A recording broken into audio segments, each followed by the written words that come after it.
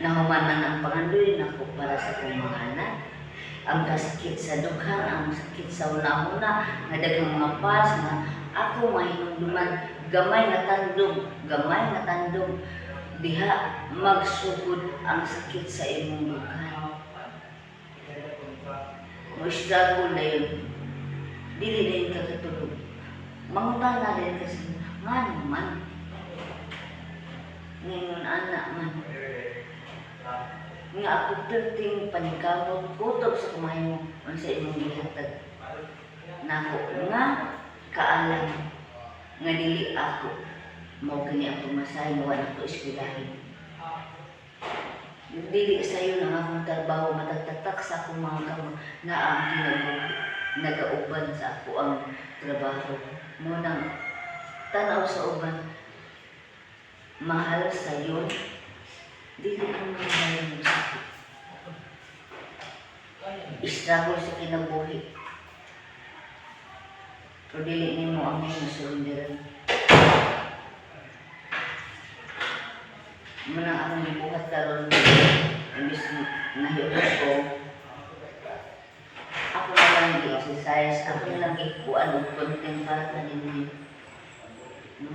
Kung unsa ang akong gibuhat nang naabot na ko ang akong mga pangandoy sa kinabuhi. Wala ko makagraduate ko high school, elementary. Pero akong gipadapling ang ako ang kaalam sa pag-eskwela. Kung dili karon ang akong pagbalik sa pag-eskwela. Sa akong edad, sa sinta na sa baby, binibalik ang eskwela sa ALS. Kaya ako tunitina na ipa-eskwela ko.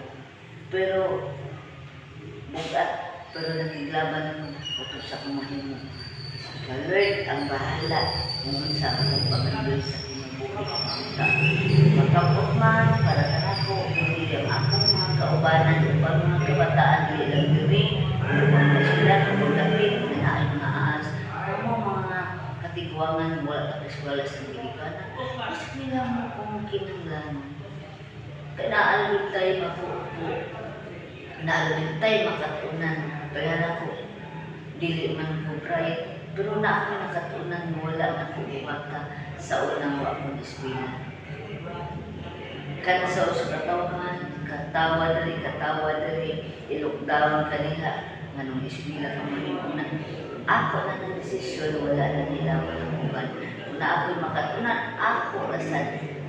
Kung dili ko makapasa, ako rasad na. Importante na ikamot ka. Diba? Mga kaubanan, panikamot ng mga kabataan, managini akong i-encourage ko ninyo. Ako mga kaubanan, nga unta, idasig ang inyong eskwela. At iyan po ang atong mga teacher nga nagtawag ka na ito nga makatunta.